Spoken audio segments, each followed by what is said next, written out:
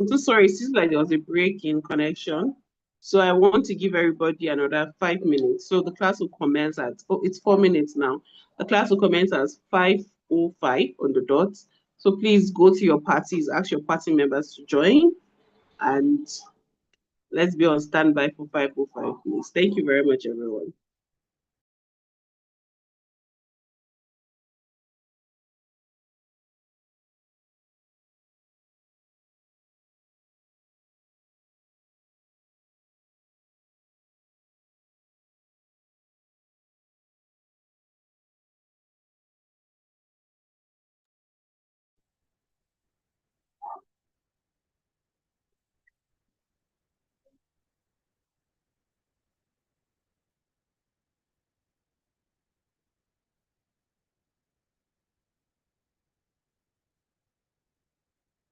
Hello,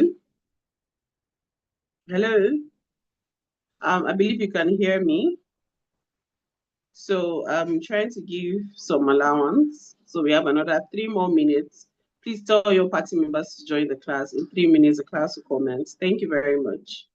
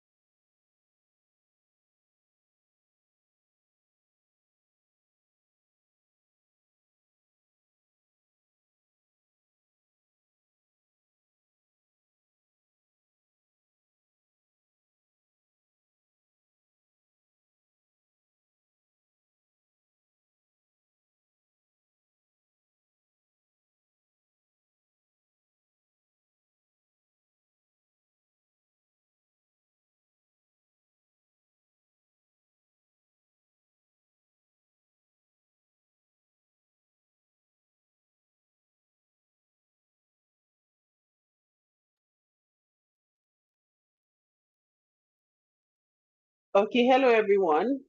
I believe everybody should be here. I would like to introduce our host for today's class, Baba Shola.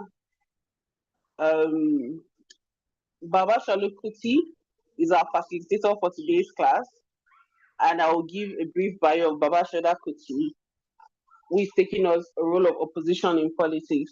Baba Shola Kuti is a seasoned politician, entrepreneur, and social analyst. Holds a degree in business information systems with human resource management from Midex University Business School in London. Founder of Afri Products Limited in 1999, he has led innovative ventures for over 16 years, spanning fresh juice and smoothie chains, luxury goods, business development, consultancy, telecoms, infrastructure, oil and gas, exports and trading. Afri-Product Technology in a joint venture, introduced smaller denomination mobile recharge ventures in Nigeria and launched the country's first e-commerce enabled website, Circa 1999. Shola Kuti's political journey includes serving as special assistant to Senator Tokes Ogunbajo in the Nigerian Senate from 2003 to 2007.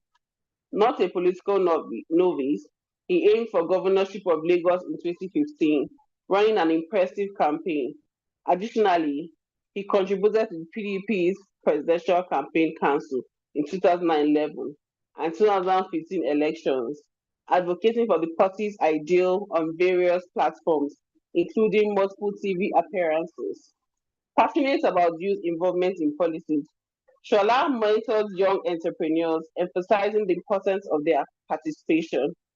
Please let's welcome Baba Shola Kuti to take us on the role of political opposition in Nigerian politics. Thank you very much. Good evening, everyone. I hope you can hear me okay. Good evening, sir. Can you barely? Good day, sir. Well, it's been hard to catch you. So I said I was going to catch you in this class, sir. Thank you very much for everything you do. Thank you for everything you do. I know this is going to be a brilliant class. I'm as usual. So I'm down here and I'm attending the class too. It was great to hear from you once again. Thank you very much for everything you do. Thank you. Just to confirm that you guys can see my screen. Yes, we can, sir. Oh, brilliant.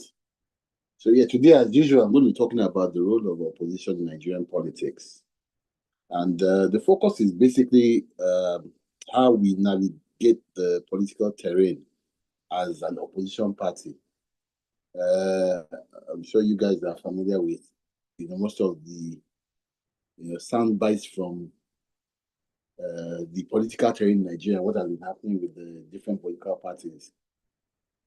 So essentially, let's start with the definition of opposition politics. It's essentially, for me, I would define it very simple. If you run an election or you're a political party and you did not win an election, you're opposition. It means that you're not the ruling party. Anybody that's not the ruling party becomes opposition automatically. And in most countries that run a parliamentary system, like for instance the UK, it's defined as the main opposition party is the one that comes second in elections. It has the next majority votes after the one that wins. So whoever comes second is seen as the main opposition party, I beg your pardon, in politics. In Nigeria, it's slightly different. I think once we run an election and we win or lose, whoever wins becomes the government, whoever loses becomes the opposition, as in generally. But usually, I'm sure that you guys can testify that the main opposition party, there might be 30, 40 parties in Nigeria, but there are only a few parties that actually feature when it comes to contending for issues. So what is the role of opposition parties? Like generally, what are they supposed to do? And I always say that their only job, and I mean only job, is to hold the government in power to account for their actions or lack of actions. I think that it is fair to say that opposition parties in Nigeria have largely failed to do that. So they failed in their primary job. And I think it goes beyond just holding them to account. So it's not just criticizing government, saying, you are doing this, it's wrong. It's also being able to give them, your own opinion, how you can do it better. So to challenge their ideas and give them sort of like a fight for them and say, look, you built this road for one man, but we found out that from contractors that if we give this road and we use this kind of material, which lasts 10 years, it will cost half what you spend. So you're wasting money.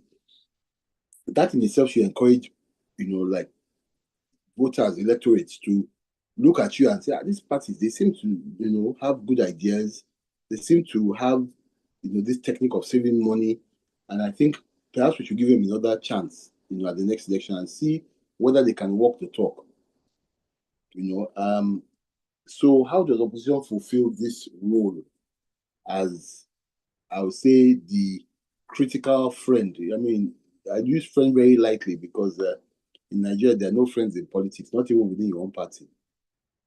So essentially, they do this by looking at government policies and actions, and when necessary, give them ideas, solutions. So it's criticized where necessary. That where necessary is so important. You don't just criticize everything government does because you're in opposition. You have to be able to tackle them and be able to bring out facts and show how it will be different under your own watch. And proposing alternative solutions is so key as well, because you can't just say you are doing this wrong, and everybody's like, they're doing it wrong, but how should they do it? That question must always be answered every time you hold government to account or put their feet to fire. And for us to have a good, for us to have good opposition in politics in Nigeria, we have to have a few things, a few ingredients. Like we are cooking a pot of soup and you're adding ingredients. And one of those key ingredients is to have a free and fair election. I'm sure you agree with me that when there is no free and fair election, usually there's a lot of bitter wrangling after the elections, court cases, accusations, counter accusations. There's a lot of tension. So once elections fail to be free and fair, it now becomes a situation where even the electors don't believe in the party that won, but the opposition is a bit bitter that they believe that they could have won the election, but they were denied because of unscrupulous practices. So we have to also hope that we have a good political atmosphere. Again, going on the back of what I said, that the atmosphere is friendly, it's not too charged. Like I always tell people, I watched the Prime Minister's questions in Britain, in London, and United Kingdom, and what always makes me laugh is how they banter. They kind of like throw jabs at each other, make jokes, make snide remarks, but they're never rude. They're never, and they can say the Prime Minister is talking rubbish. It is not abusive. It is basically you are talking nonsense, and I like the way that they challenge you. And again, because they are challenging you in front of the whole world, in front of cameras, in front of other colleagues, they have to say, "Oh, this policy to do this was bad, and this is what we did in 1975, for instance, or 1995 or 2005." And you can see that when we did it then, we had savings of this, and this happened, so that it's actually like productive. And to be able to have that kind of discussion, you have to be kind of like respectful of others. Kind of like you have to have some kind of respect, even if you don't like them, some kind of respect. So that political timing being good is so crucial. And then the third thing, I think we need to have good opposition is support from citizens. I think that this is a very key one for me, because I always say that it's very painful for an opposition party to essentially be challenging government on behalf of citizens, and the citizens don't even give a damn. They're not lending their voice to support those views. They don't even want to. They will say, "I beg, go and sit down. You're all the same." Those kind of things actually dampen the spirit of opposition, and it makes them feel like they're basically wasting their time. At the end of the day, even if opposition is not good enough, as they say, it is very important that somebody is holding government's feet to the fire. Somebody is telling government, "We're right behind you.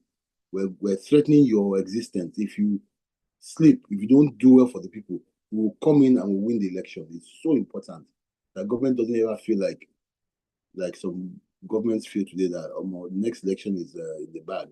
We just need to pray that we live long enough to be there, and then we know we are going to win. And then again, on the back of that, factors that prevent good opposition. Again, when the climate is hostile, just the opposite of what I've said, really. When the climate is hostile, when there's threat to freedom of speech and association, so when journalists or other politicians criticize the winning party and they disappear or they get locked up or they get harassed, it creates a hostile climate where we're focusing on things that we don't need to focus on. So rather than talking about the issue, we focus on, this person has been picked up, and you can see it happens in Nigeria a lot. They were arrested on Morelesho. This one, they were locked him up. He needs to be bailed. He needs to be this. Everybody shouts, some people go and protest. In all that space, the reason why they arrested Morelesho or whoever, I'm just using an example, is lost. They probably complained that the IG was corrupt, he should have retired. But that issue now goes on the back burner because we're now focused on getting him out of jail or whatever, and it's quite unproductive for a country to run like that. Again, I talked about the support from citizens, so this one is a no-brainer. It's basically, if the citizens don't support you, you can't be good opposition. Once the ruling party knows that citizens are not listening to you, they'll be like, nobody even cares, so just leave them, let them be talking. So they will now not be willing to correct whatever you are telling them or make good changes. Poor quality leadership in opposition party. This is what I talk about all the time. You can see what's going on in PDP today. It's things that some of us had predicted far back as 10, 15 years ago. I wrote an article, PDP reform or die. Today, PDP, in effect, is dead. Not die. Some of us are decided to stay in PDP and just so that we can have locus if we ever have to go to court, challenge issues, that it's our party. We will not leave it. I'm not pursuing any political ambition, so I don't need to go to any party to do that. But you and I know that today, as it is, if the PDP were to run an election, it is likely that they will have no candidates because they don't have a structure that INEC or INEC, as they say, can recognize. They have 3 secretaries. Yesterday or the day before, they had a different exco, little things and bits and pieces like that. And that stems from poor leadership. So, for instance, look at things like during the elections in 2023, what were the Wike asking for? You step down. Let somebody else come. You refuse to step down. They said it before the convention or the primaries, he didn't step down. After Article 1, same thing. And as I told them at the time, I said, look, what they're asking for is neither here nor there. If IU steps down, what is IU's work as we are now? You have already won the convention. Even IU does not have control over that. No, you've already won the convention. You are the primaries. You are not the candidate. Let IU sacrifice himself for the good of the party and just go, so that I say these guys may still be troublesome, but once you've done that, then one of the demands is out the window. Then you tell them, go and choose the chairman you want. And let them choose whoever. Don't even argue with them. Let them choose the chairman. And then if they still continue causing problems, then you know that, okay. But the world will see and be more sympathetic to your cause, that they can see that you genuinely tried to bring peace. But again, when some of us speak, people don't understand what we see. They're just small children.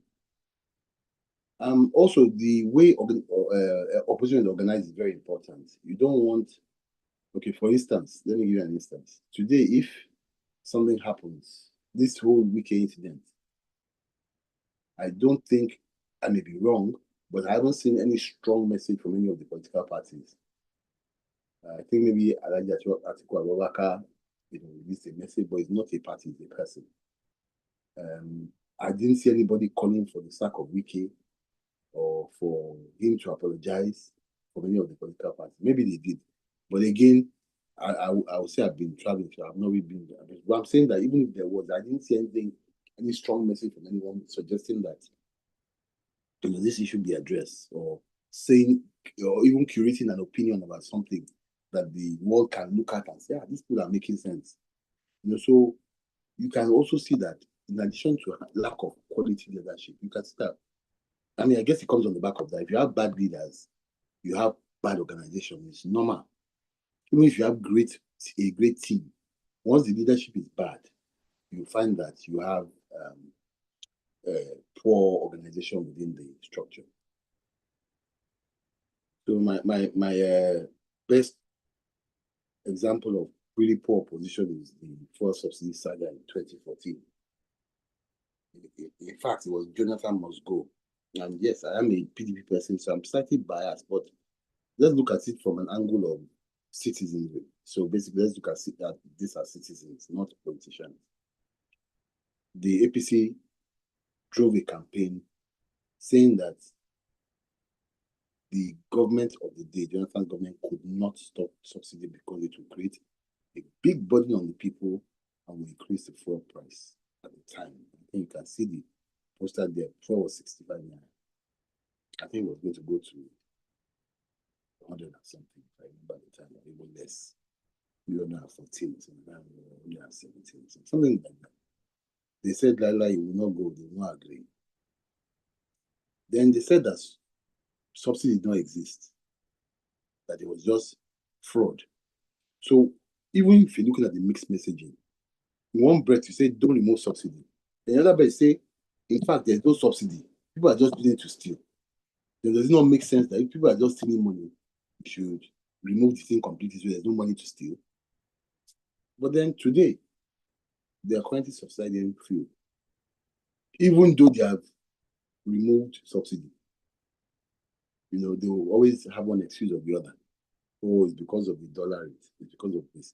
But the point is that when they did this, it was so well organized that one would have expected some professors of thought to have sat down and looked at it critically and given a, like I said, a critical analysis and, you know, opposing suggestions. Okay, instead of removing, let's do X, Y, Z. I mean, me personally, I was against fuel subsidy removal, but at the time, I even protested with them. But at the time, what I said was that I have no problem with removing subsidy. I just want government to put those palliatives in place before they remove it so that people do not suffer. That's I was in the government in power. You know, you and that's why I said that when you are playing with a mindset of somebody who is really thinking about the people, it's those kind of solutions you come up with. It's not just Jonathan must go, he wants to increase fuel price. And then now everybody's suffering. Another poor example is the G5 dancing governors. And it's very instructive. I always use these two examples. But what is more interesting is that in the last 24 hours, we don't know whether it's G5 or G1 or G3 or G4. It looks like Himakinde has definitely gone his own way and is facing his own agenda. And Wiki now has been left in the cold. I don't know where the other 3 or 4 are, whoever they are. Autumn, Wine, and the other child. I don't know what they're up to. The former Abia man. So this again is a very poor way to play opposition politics. Your own party is looking for a ticket because you felt that it doesn't serve your interests. You decide to go and work with the party that you oppose, the party that you absolutely say is ruining Nigeria badly, and you team up with that party to take elections in your state by force. You couldn't deliver. Wike couldn't deliver Rivers. None of these guys delivered their states. None of them. Even Shemakide struggled to deliver. In fact, he lost a lot of seats in the House of Reps, House of Assembly, and in the Senate as well. Because he failed to understand that what he was doing was also going to hurt him. You know, there was a time in 2003 when Obasanjo told the then APC governors in the Southwest that, look, let's do an alliance. You people get your people to vote for me, and then I will get my people to vote for you as governors to come back. Once people voted for Obasanjo, they saw no reason why they should vote for this guy. They just voted for the PDP all the way. And that really wrecked APC, apart from last man standing, the current president, Tinubu, who refused to toe that line with them. You know, I strongly believe that in 2019, these governors also sabotaged the Atiku B ticket. Because for the first time, for instance, in Abia State, The difference between the votes, and correct me if I'm wrong on this, wasn't more than 20,000. In fact, for the first time, Buhari got 1/3. In fact, he got more than he probably got like, almost half of the vote, maybe, 30, 40, 40%, 30, 40% of the votes in a Southeast state under these G5 people. And, it just goes to show you that. And then today, and I always say that, just to point out another aspect of it, I say that I do not understand the logic behind let the PDP play APC's tune. So because of that, you say there are 3 secretaries, there are 5 this. Because I always wonder, are you people planning to use this platform? Like what Shema Kinde is trying to do today. So you were planning to use this platform for yourself, and you felt that it was wise to sabotage the campaigns for Atiku in the last sort of like 4 years. But in also doing that, you realize you are destroying the party. The same party that you may need to use for your own personal ambition 4 years down the road or 8 years down the road. So I honestly don't understand how they were thinking about it, but it goes to show you that our leaders may be intelligent, they may have gone to school, they may have excelled in business and in the industry, but they actually don't really understand politics and even logic. It's just simple logic, really. So what is our role as ordinary citizens? I think our role is to see what government does, see what government does and see it critically. So see government as like enemy. These people are not our friends. They are building coastal highway for X amount of billion a kilometer. It is atrocious. It is ridiculous. It should not be done. We are not going to stand for it. And we always call them out. Because look, you and I know that if this government, the opposition right now is the people, really. People on social media, a few human rights people who are very staunch in rebellion. And we need to stop clapping for government has done the road from one end of my street to the other end, 1 kilometer. This government is doing well.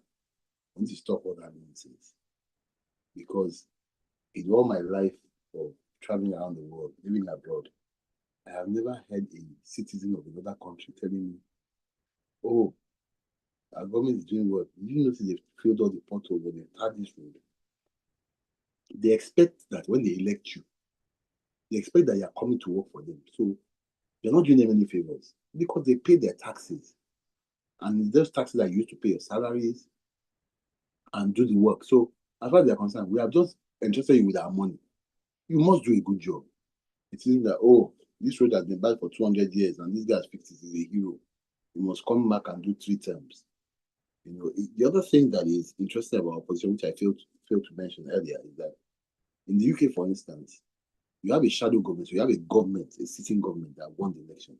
But the next big party that got the second largest number of votes got the second largest number of parliamentary seats, so like House of Rep seats, becomes the main opposition party. So today, Labour is in government, Conservatives are the main opposition party. What happens in that setup is that because the parliamentary system, they actually also set up what they call shadow government. So every minister will have a shadow, somebody in the opposition party. Just hold on a second. I'll be with you in a minute. Just hold on a second.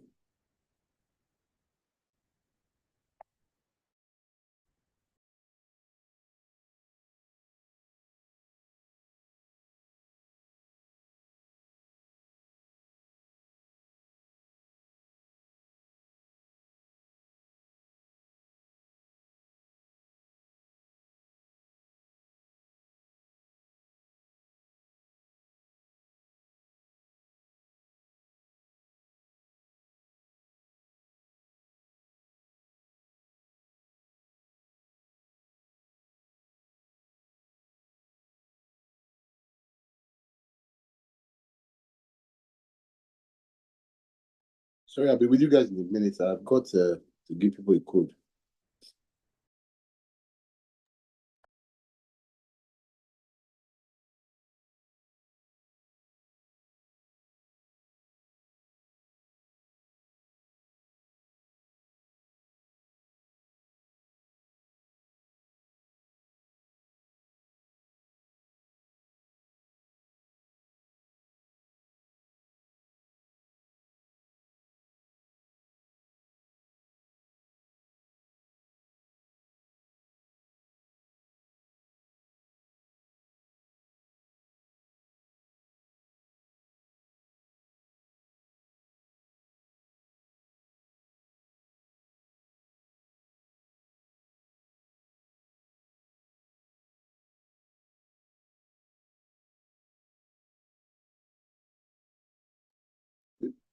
Yeah, okay, I've sent you a message. Please respond. So I beg your pardon. Sorry about that.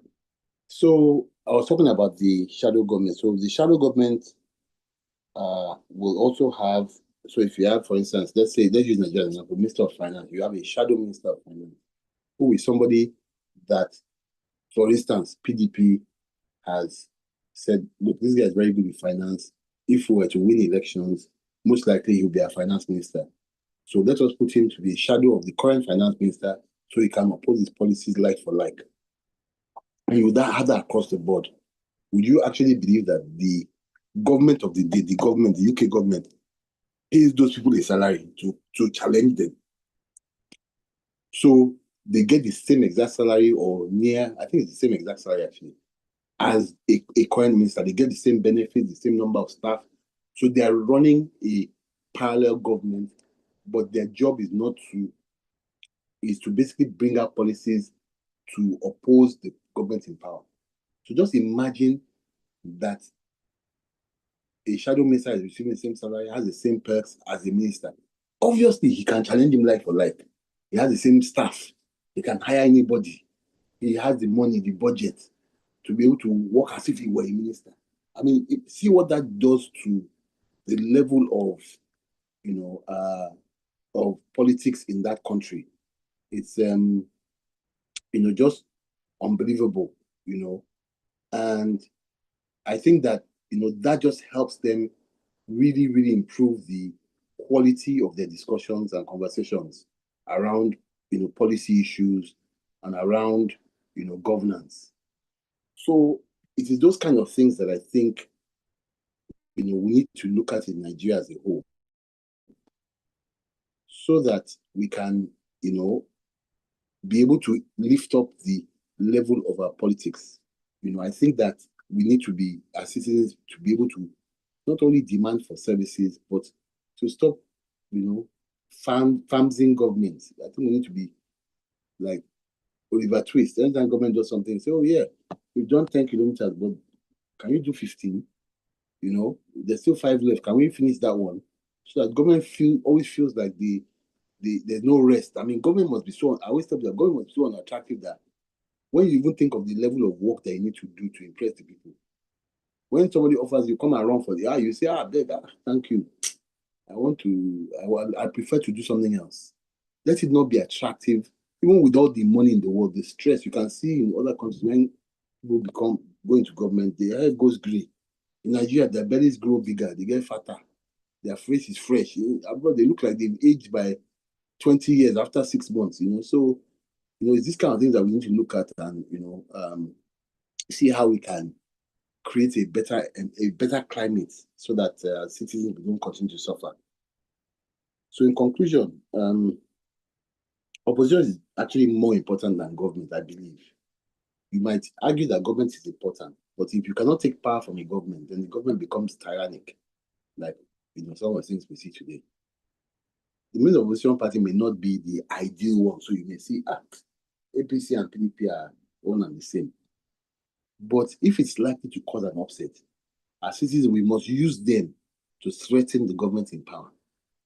So even like in the UK now, they just swap between conservatives and Labour. It's been like that for a long time. I think one time Liberal Democrats managed to squeeze in and do a coalition and get, but essentially it's been those two parties really, by and large. So it's the devil and the deep blue sea, not only in Nigeria, also in the US, So the same thing, Democrats and Republicans, same thing. And many parts of the world. And sometimes these right-wing parties are now taking off and giving people a threat. But the truth is that it doesn't matter. As long as somebody is not getting rewarded for bad behavior, it doesn't matter if you are rewarding somebody else who is just as bad as them.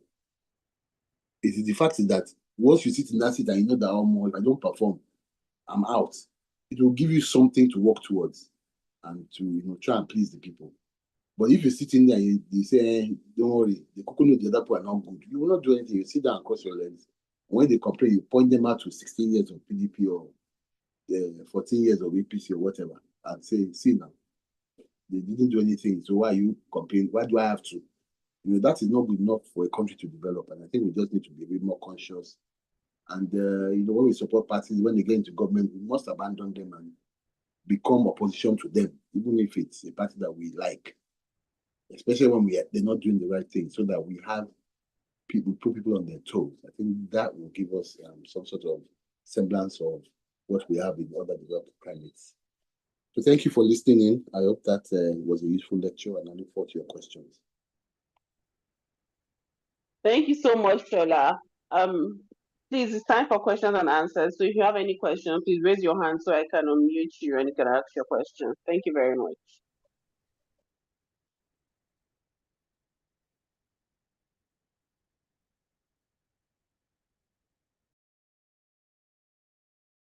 Afolabi, please unmute.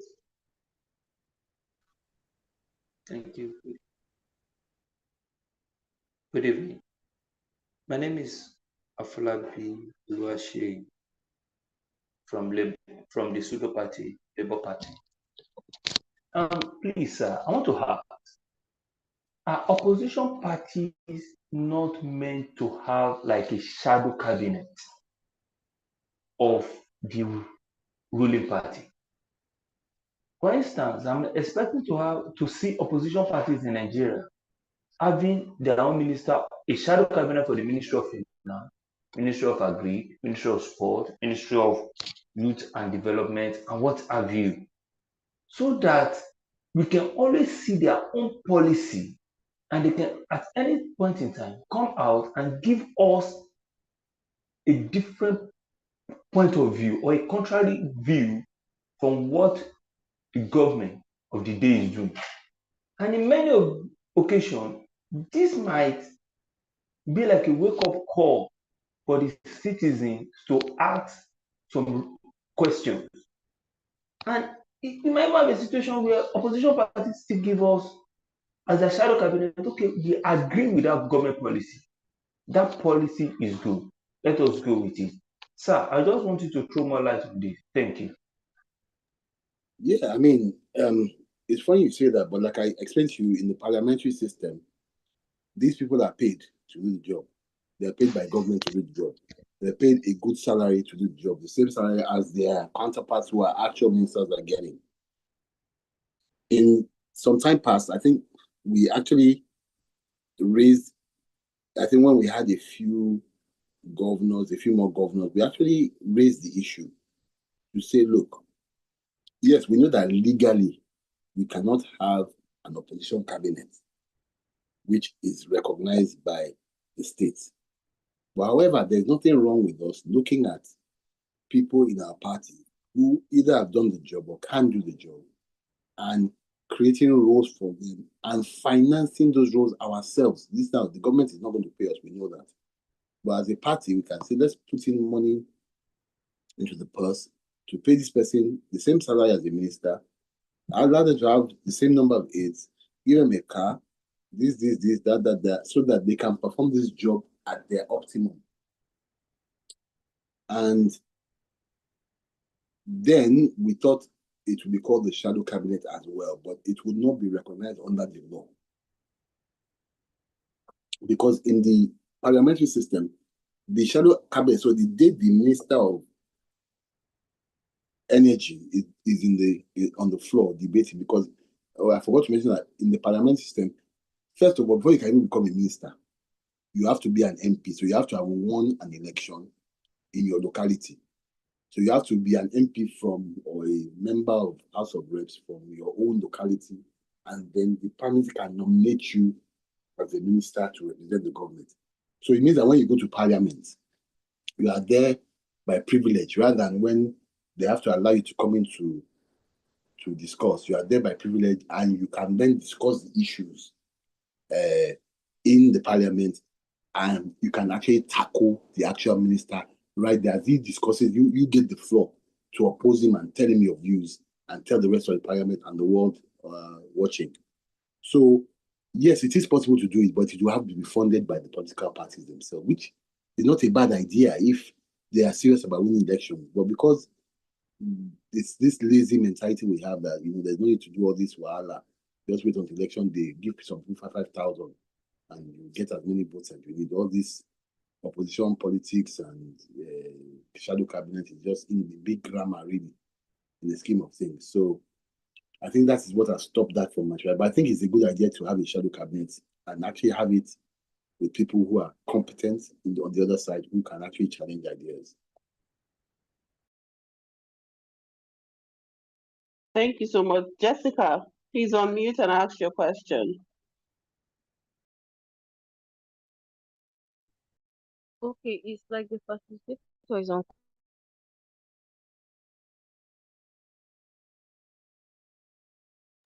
He's here.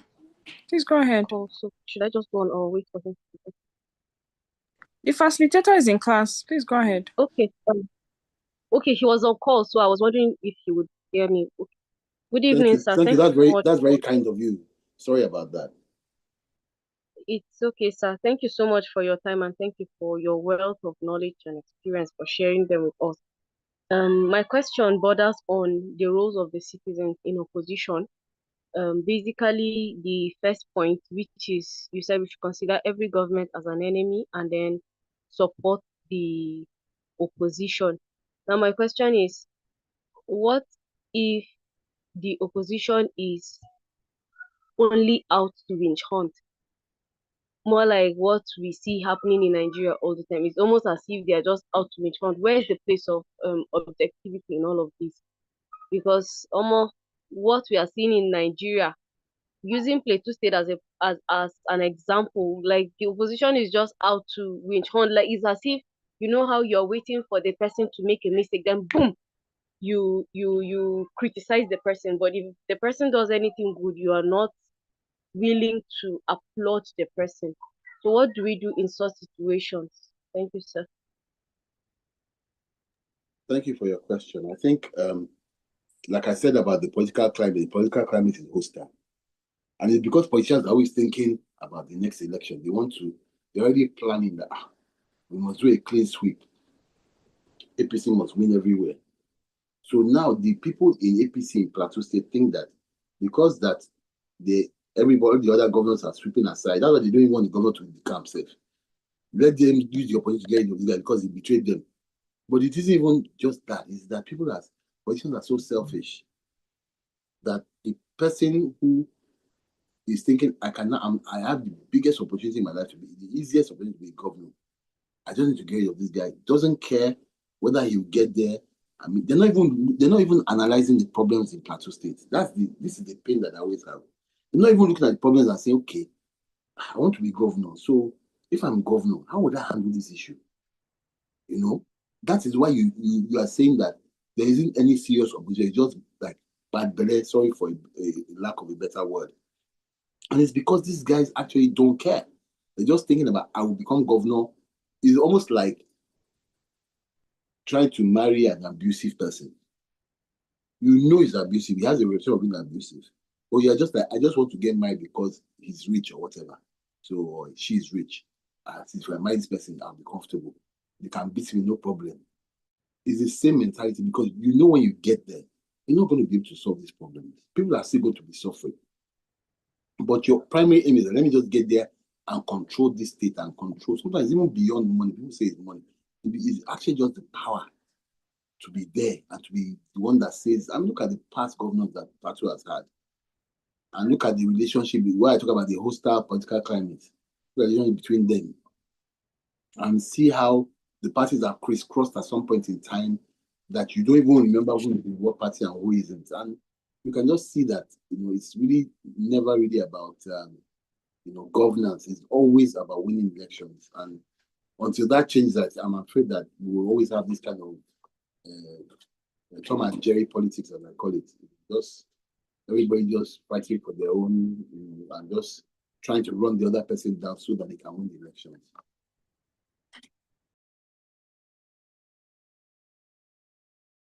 Okay, thank you so much. Abdullahi, please unmute.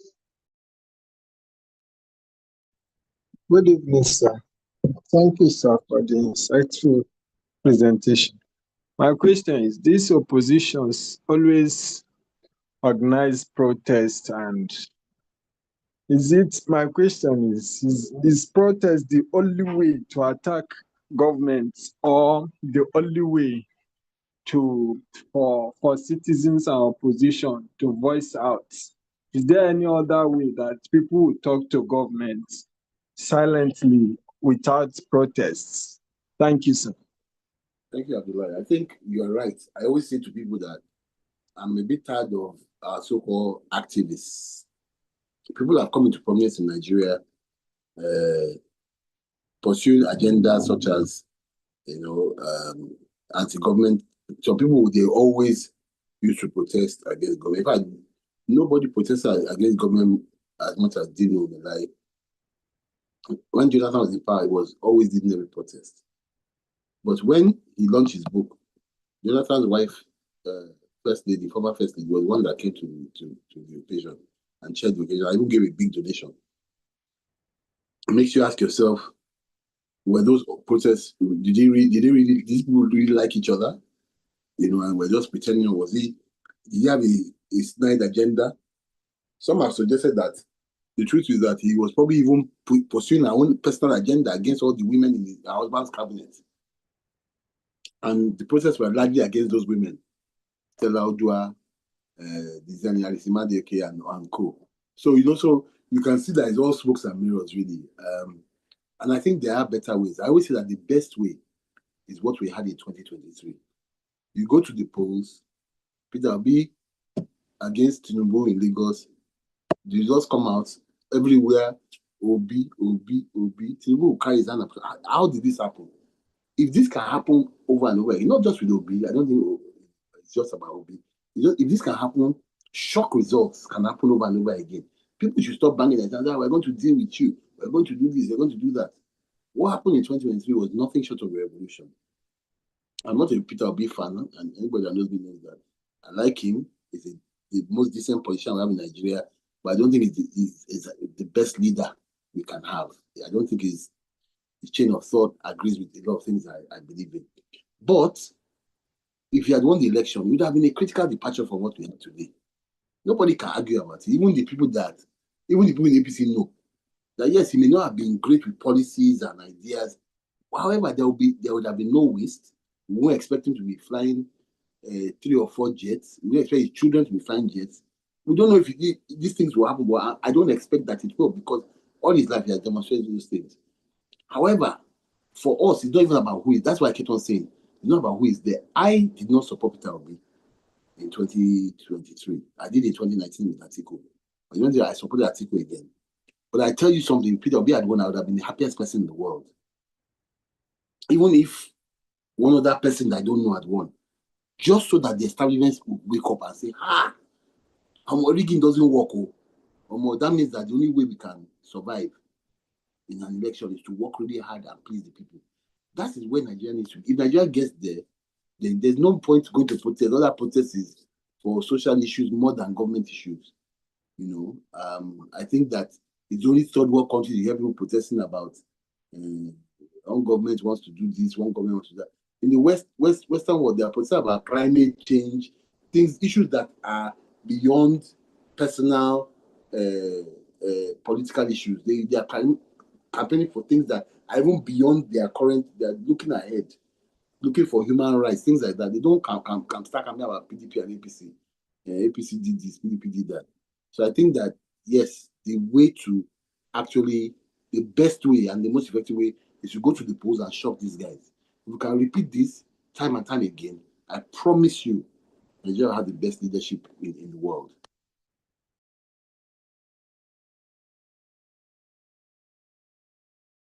Thank you so much. Deborah, please unmute. Okay, thank you very much. Good evening. My name is Deborah, and thank you so much for the class. And during the course of the class, I've been able to garner a lot of points and all of that. And one of the major points that I've been able to include is the fact that opposition party is one of the ingredients of democracy. So, and here's my question. My question is, now that we have the understanding that opposition party basically is one of the ingredients of democracy, so I want to ask if there are any kind of indicators, like yes, indicators to determine when a particular or any kind of opposition party is contributing to this democracy, or they're just doing otherwise? That's my question.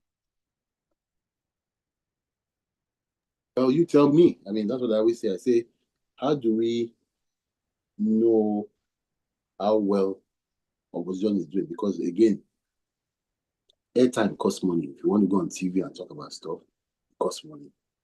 Everything costs money. Most of these opposition parties are poorly funded. In fact, it's so bad that people don't even bother to pay dues or anything in those parties anymore.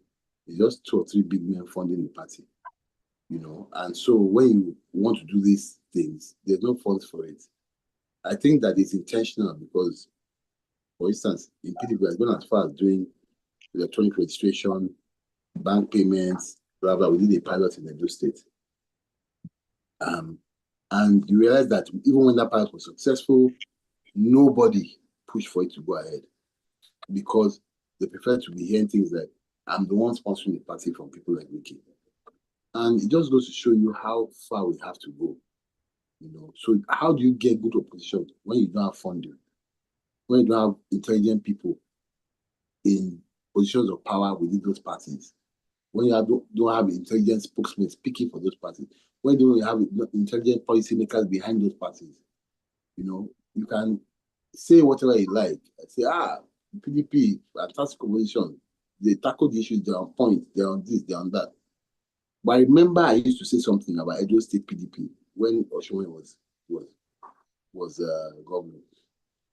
That there was a guy called Nosa Enakiri or something, or Enahire. That guy was the flipping best, what do they call them, spokesperson for any, in fact, in the world. If Oshomole gets flat tire, that guy go do press release. Sham everywhere. And this is, look, the quality of his discussions were also very pertinent. Even me that was not in it, I would begin to read him and see the color he was trying to paint the government. And I could see that there was no malice anywhere. It was always about facts. And I think that's the quality that you're looking for. But you cannot get that in this kind of climate, unfortunately, I'm sorry to say. So I cannot even score any opposition party at the moment 5%, because you tell me, what have they done? So thank you for the question. Thank you very much, sir. Okay.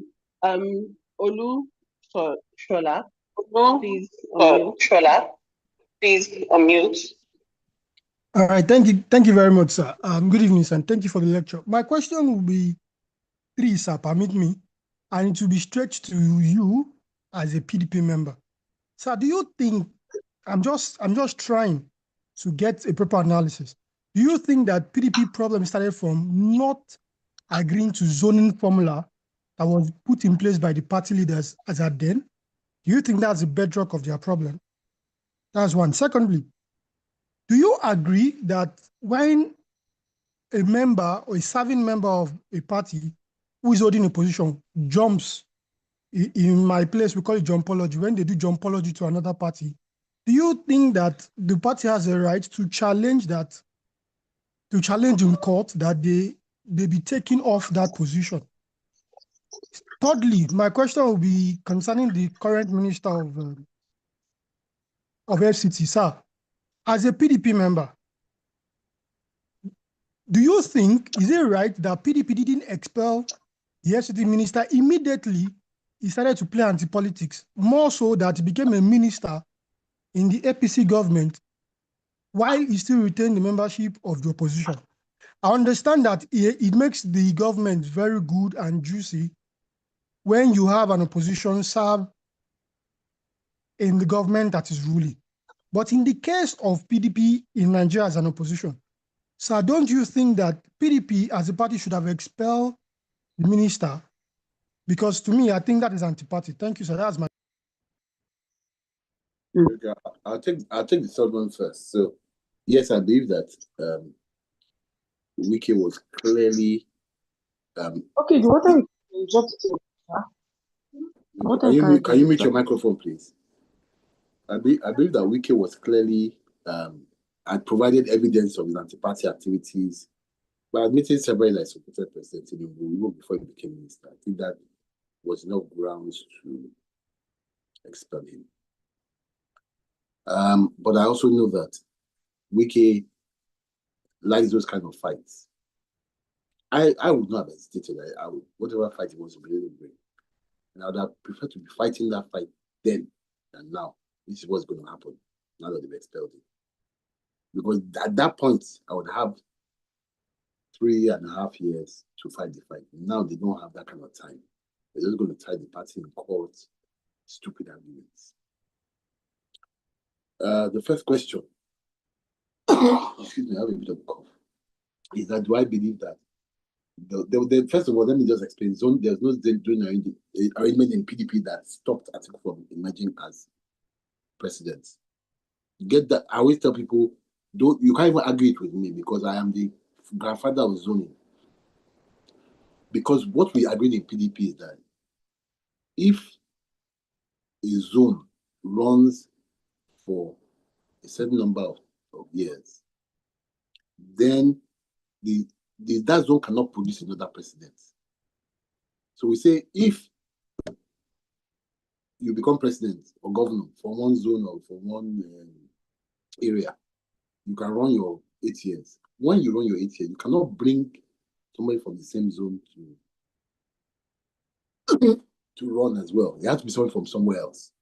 So the North, who is a president now, after 8 years, the South must produce a president. That is what we agreed in PDP. Now, if you look at it, Obasanjo came to his 8 years. Yar'Adua came to his, I don't even know what it was, 1.5, 2, 3 years, died. Did he remain in the North?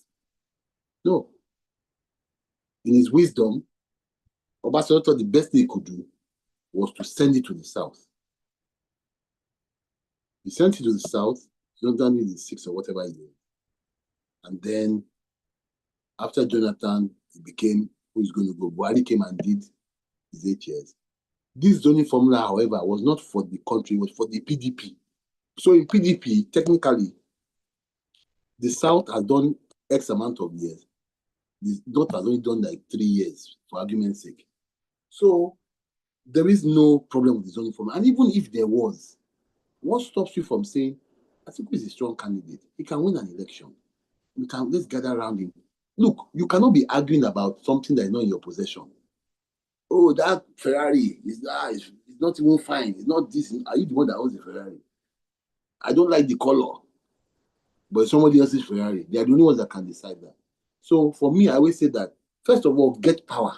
Then fight for the power amongst yourselves.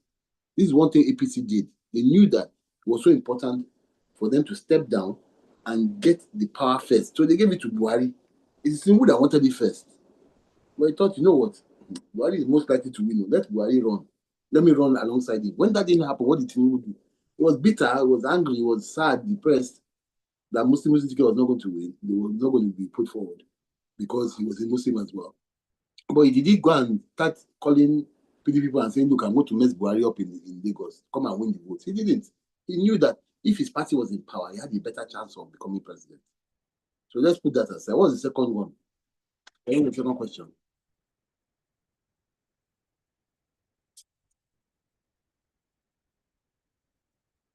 Olushola, can you remember the second question?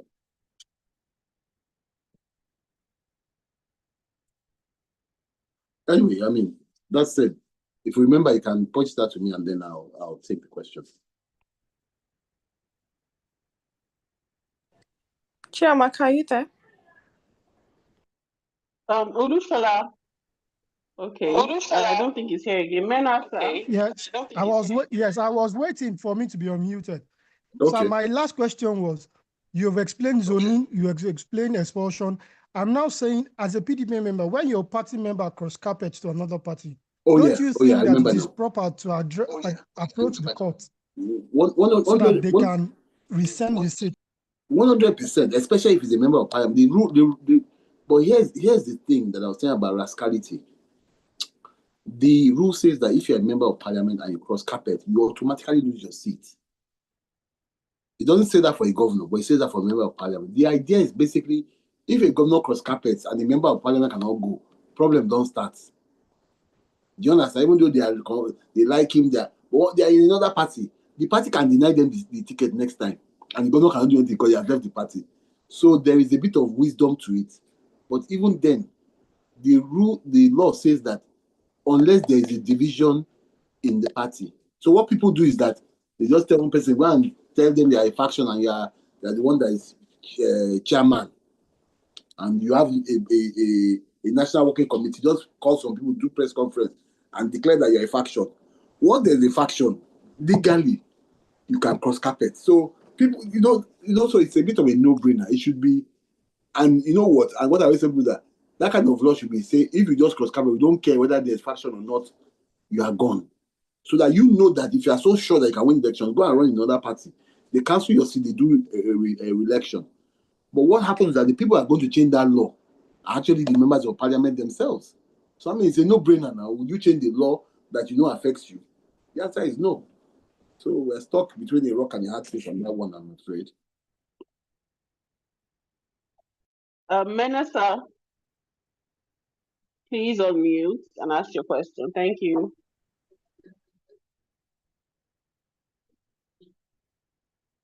Menasa, if you're not available, I can unmute Afolabi. Good evening, ma'am. Good evening, sir. Okay. For the purpose of this class, let me use my lecturer's language. He said,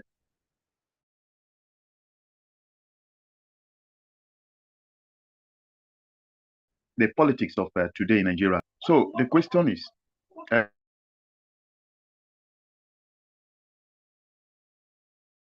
now the question is,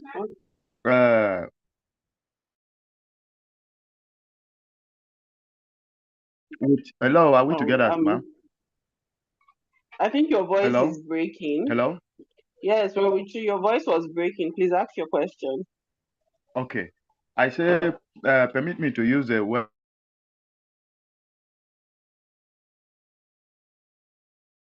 of our instructor who talk about the Tom and Jerry serene and period at this particular point in time dispensation. If we are still in the level of Tom and Jerry, are we really saying we are ready for democracy?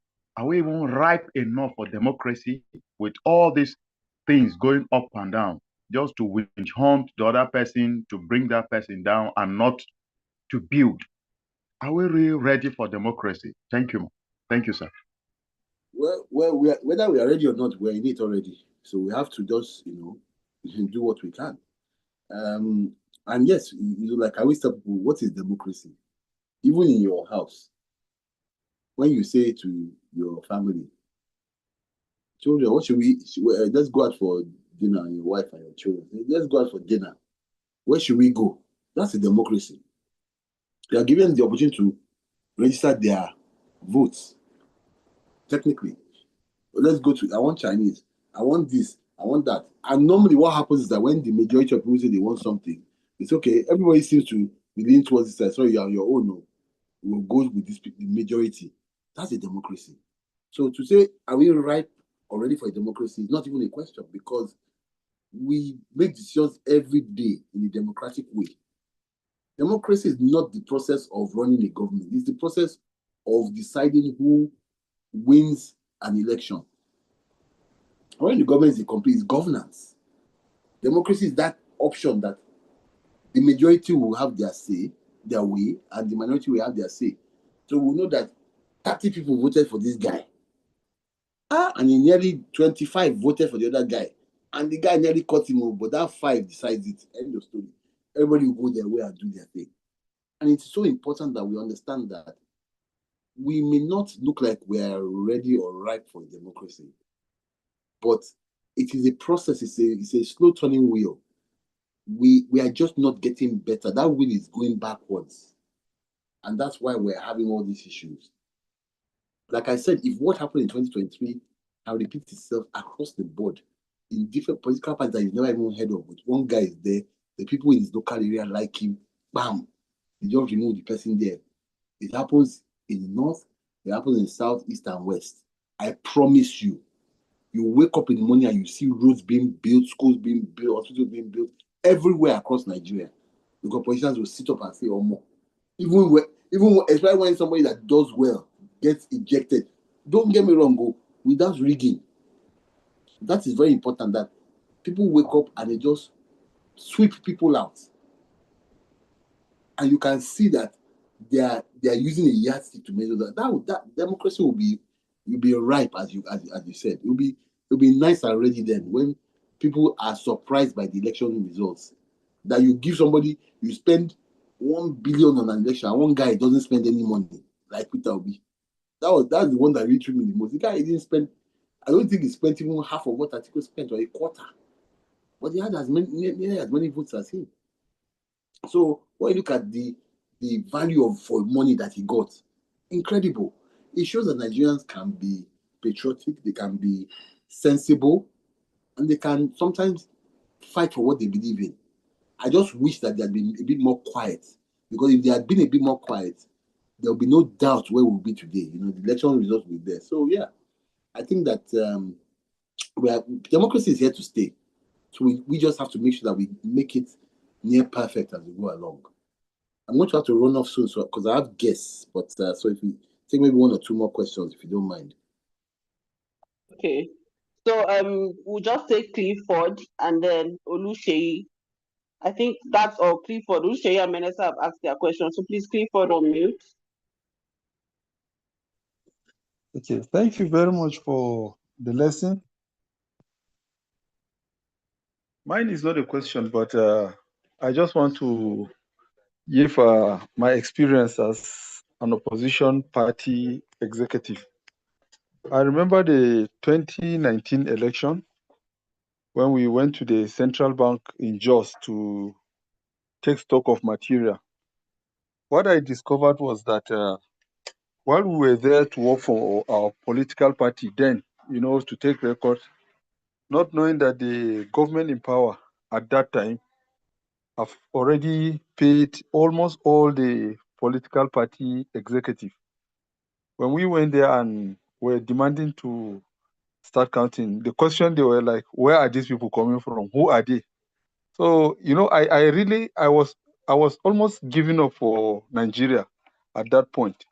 But with your discussion this evening, the lectures, I believe one should not give up, but rather wherever we find ourselves, we have to do the best we can and also be principled and stand by the truth. Thank you very much for the wealth of information you shared. I'm really encouraged. Thank you so much. I mean, this is the most touching thing anybody has ever said on any of my classes, that the knowledge that I'm impacting is actually having a positive impact in their lives. I think it's so important for me that we understand that this is really not about, our political party, but it's about us. And one thing that great professor of music used to say, brighten your corner. As in, don't worry about the whole world. Just brighten your own little corner. And I want to really beg of you that, as we go along in our lives and the things we do, we just stand firm by what we believe. I think that, it's when I was growing up, there were so many people that we looked up to because they were heroes, because they did good things. Like when we hear that somebody found 15,000, someone that makes 100,000, 30,000 naira a month finds $20,000 in the toilet in the airport and returns it. It's those kind of values we need to subscribe to so that people actually see the benefit of doing good. The problem with Nigeria is that people are used to seeing good people suffer. So one guy, this lecturer doesn't collect bribe, very lovely man, he teaches well, blah, blah, blah. Then you see him walking down the street or taking Okada as a professor. In your mind, you won't know when you tell yourself, I can't be like that guy. After 30 years of service, or he died without a pension. That's why the country has come. But I always beg people that, you know what? If you can just stand firm, I always say to people, I could be a lot more richer than I am today if I decide to, just forget about principle and say, look, man, I need money, more important. But I always say that even if it's just true, and a lot of people, even when I opposed Buhari and APC, a lot of people who knew me at the time always tell me today that, SK, but you are right about so many things. Then we didn't know. And it's so important that you believe in something and you stick to it. And you also give yourself the ability to change your mind if you're wrong. I will say, look, if Buhari governs well, I will even join APC. Somebody offered me the opportunity in 2015 to join the APC after we had lost election. I said, I'm going to hand you over to Nasir El-Rufai. And I was like, sorry, ma, yeah, I understand, yeah, we've lost and everything, but I said, let me just wait a bit. Let me see how they govern. Because there's no point in me moving if they're not going to do well. And she said, okay. And I never went to APC. But the point I'm making is that I could have come on, Nasir El-Rufai at that time with Buhari. Game over, and I'd have gotten an appointment straight I can tell you for free. Not just on the fact that I was recommended by that person, but because they know how much I can bring onto the table. I'm internationally exposed, well educated. They will find something useful for me to do to make noise on their behalf. But I said, I don't want to be a part of anything that is failure. And I think this is what I want to leave you guys with, that thought that look at the opportunity that was presented to me and look how I handle it. I said, let them do well. If they do well, I will even cross over myself. Don't need to take me to anybody. But in the end, we're here, we're where we are, and I'm happy I didn't. I'm still standing, even though I didn't like the PDP, I don't like the PDP, I don't like what they're doing. But it's better for me to be here. I'm not disturbing anybody, I'm not in government, I'm not harming anybody. And we just need to all, believe more in ourselves and, believe more in our country. I think everything will be well. So thank you all so much for always taking time to attend this lecture. It means a lot to me. I'm in Lagos at the moment, and I stopped everything I was doing. I was like, this lecture, I have to find a way to do it, or my guests will have to wait and all that, because I'm leaving tomorrow. So thank you so much, and hopefully I'll see some of you again soon. And if not, good luck with whatever you decide to do in the future. God bless all. Thank you so much. Sir, please, before you go, can you share your LinkedIn handle? Jessica was asking for your LinkedIn handle, please. You're muted. We can't hear you. So if you search for me on any of the social media handles as Babashola Kuti, BABASOLAKUTI, you'll find me on all the social media as that. Okay. Thank you so much, sir. Thank you for this wonderful class. Thank you so much. Have a good Sunday. And has Nigeria started playing football yet? Have we started playing a match? Anyway, if we do, the match is 8 p.m. The match is 8 p.m. Okay, I was going to say, I wish us all the best today as we play that match, and hopefully we will win. So you guys have a good about Thank you, sir.